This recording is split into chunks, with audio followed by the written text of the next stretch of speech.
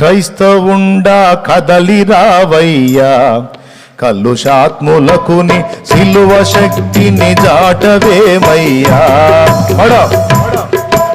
క్రైస్తవుండా కదలిరావయ్యా, కలుషాత్ములకుని సిలువ శక్తిని చాటవేమయ్యా. ఎండవానాలనియు జడిసి ఎంత కాలము మూలనుందు, ఎండవానాలనియు జడిసి ఎంత కాలము మూలనుందు, కండలను ప్రేమింతువేమన్నా ఈ మంటి కండలు ఎంత పెంచిన మంటికేనన్నా. కండలను ప్రేమింతువేమన్నా ఈ మంటి కండలు ఎంత పెంచిన మంటికేనన్నా. క్రైస్తవుండా కదలిరావయ్యా, కలుషాత్ములకు నీ సిలువ శక్తిని చాటవేమయ్యా. వసుధలో ప్రజలెల్లరూ యేసు వాక్యంబు వినకు బాధగుని వాంఛించుచుండగను.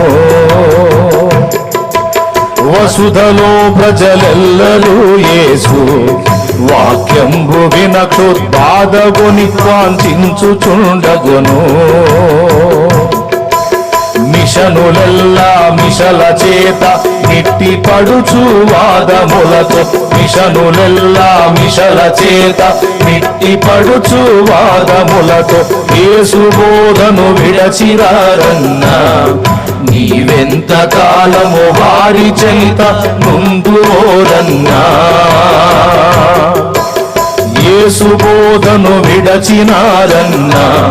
నీవెంత కాలము వారి చెంత నుండువోరన్నా. క్రైస్తవుండా కదలిరావయ్యా, కలుషాత్ములకు నీ సిలువ శక్తిని చాటవేమయ్యా. సత్యవాక్యము సంతలో దులిపి బోధకులు దొరల పద్యములపై భ్రాంతులు నిలిపి, సత్యవాక్యము సంతలో దులిపి బోధకులు దొరల పద్యములపై భ్రాంతులు నిలిపి, చిత్రముగా అనుకూల బోధలు చేసి ప్రజలను మోసగించి, చిత్రముకు అనుకూల బోధలు చేసి ప్రజలను మోసగించి, సూత్రధారుల చేరరాదయ్యా. సుఖభోగమిడచి సత్యవాక్యము చాటరావయ్యా. సూత్రధారుల చేరరాదయ్యా. సుఖభోగమిడచి సత్యవాక్యము చాటరావయ్యా. క్రైస్తవుండా కదలిరావయ్యా, కలుషాత్ములకు నీ సిలువ శక్తిని చాటవేమయ్యా.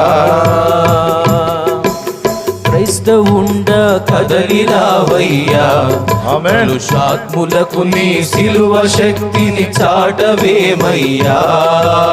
ఎండవానాలనియు తడిసి ఎంత కాలము మూలనుందు, ఎండవానాలనియు తడిసి ఎంత కాలము మూలనుందు, కండలను ప్రేమింతువేమయ్యా. ఈ మట్టి కండలు ఎంత పెంచిన మంటికేనయ్యా. అందలాలేమింతువేమయ్యా. ఈ మంటి కండలు ఎంత పెంచిన మట్టికేనన్నా. క్రైస్తవుండా కదలిరావయ్యా, కలుషాత్ములకు నీ సిలువ శక్తిని చాటవేమయ్యా. దేవునికి మహిమ. దేవుడు హెచ్చరిక చేస్తాడు, మానవుడు జాగ్రత్త పడాలి. దేవుడు వార్నింగ్ ఇస్తాడు, మనిషి దిద్దుకోవాలి. ఒక పక్క విని ఒక పక్క వదిలేస్తే చేయగలిగేది ఏమి లేదు, జరిగే చూడటమే. రోషం లేని వాళ్ళంతా రాజీ పడతారు అలాగా, సిగ్గు వదిలేసిన వాళ్ళు రాజీ పడతారు అలాగా, భక్తిహీనతలో సాతాను చేత మోసపోయిన వాళ్ళు రాజీ పడతారు అలాగా. ఎక్కడున్నామో ఆ స్థితిలోనే అలాగే ఉండిపోదామని. కానీ రోషం కలిగిన వాళ్ళు అట్ట రాజీ పడరు. నిజమే కదా. ఏంటి నా ఆత్మీయ జీవితంలాగా అయిపోయింది, ఏమిటి నా భక్తిలాగా అయిపోయింది, ఏంటి నా విశ్వాసం ఇలాగా అయిపోయింది, ఏంటి నాలో ఈ నిర్జీవం ఏంటి, ఎలా ఉండాలనుకున్నాను ఎలాగైపోయాను, ఏం చేయాలనుకున్నాను ఏం చేస్తున్నాను, ఏంది ఇలాగైపోయింది. లోకస్తులతో రాజీ పడ్డానేంటి, లోకంతో రాజీ పడ్డానేంటి, రోషం వదిలేశానేంటి, దేవునికి సమయం ఇవ్వకుండా వ్యర్థమైన కాలక్షేపాల్లో పొద్దుపుచ్చుకునే దౌర్భాగ్య భ్రష్టస్థితికి వెళ్ళిపోయానేంటి, ఇలాగైపోయానేంటి, ఎవరి దయనో నేను వాంఛించేదేమిటి. అనేకులకు దయ చూపే స్థితిలో దేవుడు నన్ను వాంఛించుచుండగా నేను ఎదుటివారి దయ కొరకు వెంపర్లాడే దైన్య స్థితికి ఎందుకు వెళ్ళాను.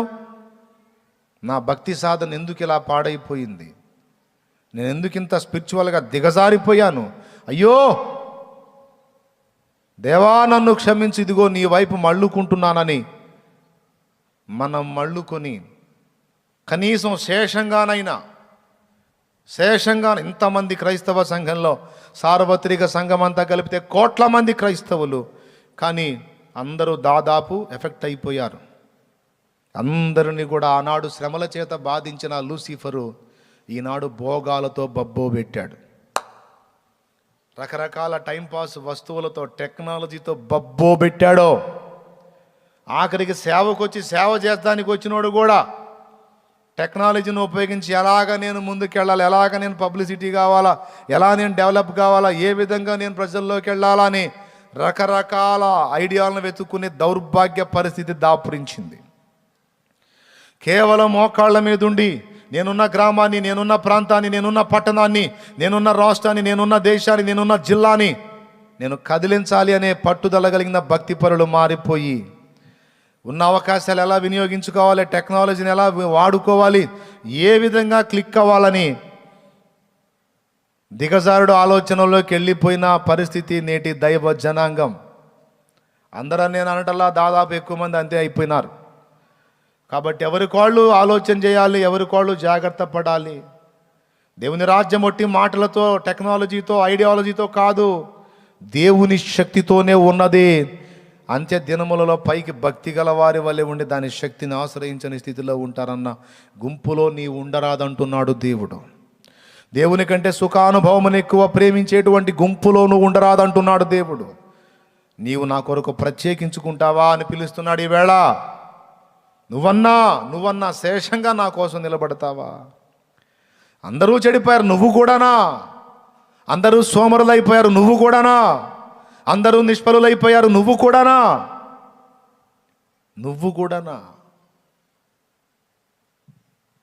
నీ మీద ఎంతో ఆశ పెట్టుకున్నానే, నిన్నెంతో నమ్మానే, నీ కోసం ఎంతో నిరీక్షించానే, నీ మీద ఎన్నో ఆలోచనలు కలిగి ఉన్నానే, నువ్వు కూడానా ఇలా అయిపోతావా